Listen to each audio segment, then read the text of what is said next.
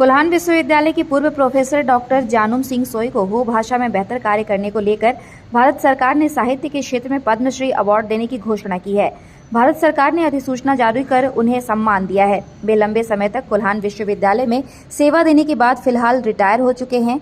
वे हिंदी विभाग में एचओडी भी रह चुके हैं। उन्होंने हो भाषा के अलावा हिंदी में भी कई उपलब्धि हासिल कर चुके हैं।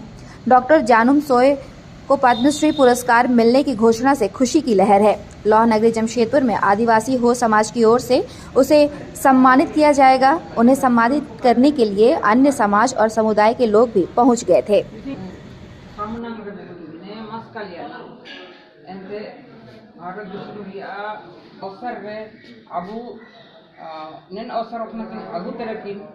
डॉक्टर जानूम सिंह सोई तकिन को तलर सम्मानित किने इन अब उरुम इचि को दिसुम होका तलर चे आखिने लोते अब चिकन मान मानतिंग सेशन एंड द मार जानूम सिंह सोई तकिन के अब तिसिंग कना ये को आउतरे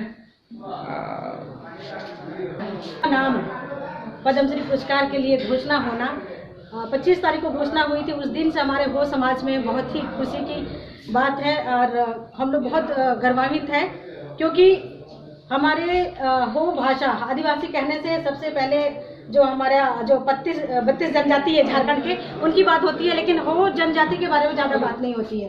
तो ये बहुत ही खुशी का मौका है कि इतने सालों में 75 साल जो हम अभी आज़ादी का जश्न मना रहे हैं हमारा देश, उसमें हमारे हो भाषा से किसी साहित्यकार को पद्मश्री पुरस्कार मिलना बहुत ही गर्व का विषय है। और हम सर का बहुत ही धन्यवाद देते हैं उनको कि उनका जो योगदान है समाज के लिए, साहित्य के लिए, जिनके बदौलत आज हमको जो द्वितीय राजभाषा का जो दर्जा मिला है राज्य में। हम अभी जो 8वीं अनुसूची में अपनी 8वीं जो भाषा के लिए हम डिमांड कर रहे हैं, आने वाले दिनों में हमको ये पूरा मिलेगा। हमको खुशी है इस बात का कि हम इनसे शुरू से जुड़े रहे हैं। हम पाए हैं कि हम कहाँ से आए हैं और यहाँ के मूल निवासी हैं, कब से हमारा जो पहचान है ये हमको मिला है। तो बहुत पद्मश्री डॉक्टर जानूम सिंह सोई जी को आज हम लोग सम्मानित करने के लिए यहाँ आमंत्रित किए हैं।